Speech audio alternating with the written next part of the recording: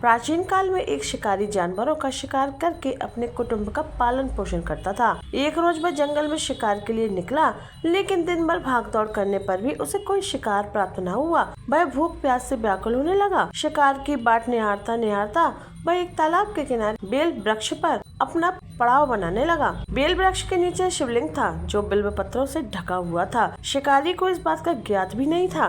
पड़ाव बनाते बनाते उसने जो टहनियां तोड़ी वे संयोग से शिवलिंग पर जा गिरी। शिकार की राह देखता देखता मैं बिल्व पेड़ से पत्ते तोड़ तोड़ कर शिवलिंग पर अर्पित करता गया। दिन भर भूखे प्यास शिकारी का व्रत भी हो गया और शिवलिंग पर बेल पत्र भी चढ़ गए। इस तरह वह अनजाने में किए गए पुण्य का भागी बन गया। रात्रि का एक पहर व्यतीत होने पर एक गर्भिणी मृगी तालाब पर पानी पीने आई। शिकारी ने धनुष पर तीर चढ़ाकर ज्यों ही प्रत्यंचा खींची। मृगी बोली, शिकारी मुझे मत मारो, मैं गर्भिणी हूँ, शीघ्र ही प्रसव करूंगी।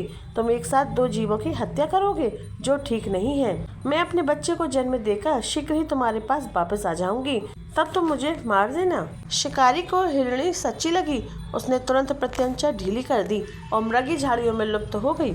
कुछ समय उपरांत एक और मृगी उधर से निकली। शिकारी बहुत खुश हो गया कि अब तो शिकार मिल गया। समीप आने पर उसने धनुष पर बाण चढ़ाया।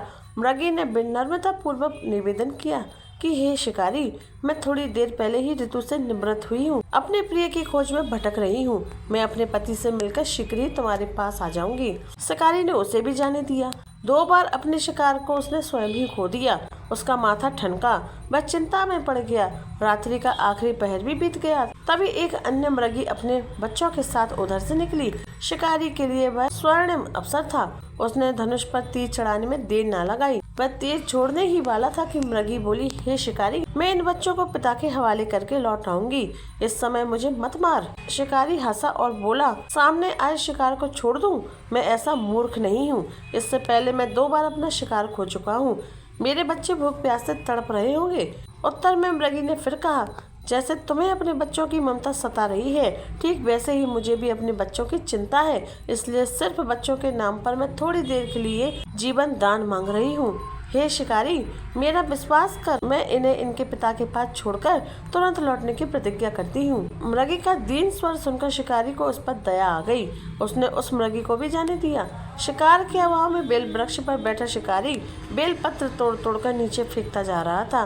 पाँव फटने को हुई तो एक हष्ट पुष्ट मृग उसी रास्ते पर आया। शिकारी ने सोचा कि इसका शिकार वह अवश्य करेगा। शिकारी की तनी प्रत्यंचा देखकर मृग विनीत स्वर में बोला, हे शिकारी भाई, यदि तुमने मुझसे पूर्व आने वाली 3 मृगियों तथा छोटे छोटे बच्चों को मार डाला है तो मुझे भी मारने में विलम्ब न करो, ताकि उनके वियोग में मुझे एक क्षण भी दुख न सहना पड़े। मैं उन मृगियों का पति हूँ। यदि तुमने उन्हें जीवन दान दिया है तो मुझे भी कुछ क्षण जीवन दान देने की कृपा करो। मैं उनसे मिलकर तुम्हारे सामने उपस्थित हो जाऊंगा। मृग की बात सुनते ही शिकारी के सामने पूरी रात का घटनाक्रम घूम गया।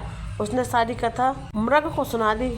तब मृग ने कहा, मेरी तीनों पत्नियां जिस प्रकार प्रतिज्ञाबद्ध होकर गई हैं, मेरी मृत्यु से अपने धर्म का पालन नहीं कर पाएंगी।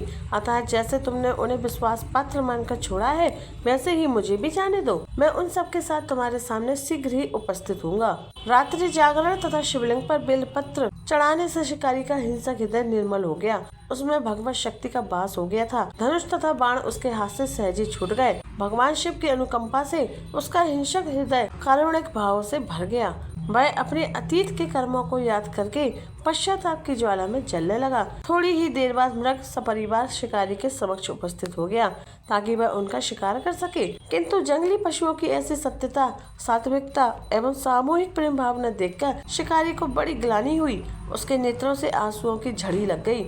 उस मृग परिवार को न मारकर शिकारी ने अपने कठोर हृदय को जीव हिंसा से हटा के सदा के लिए कोमल एवं दयालु बना लिया। देवलोक से समस्त देव समाज भी इस घटना को देख रहे थे। घटना की परिणति होते ही देवी देवताओं ने पुष्प वर्षा की। तब शिकारी तथा मृग परिवार मोक्ष को प्राप्त हुआ।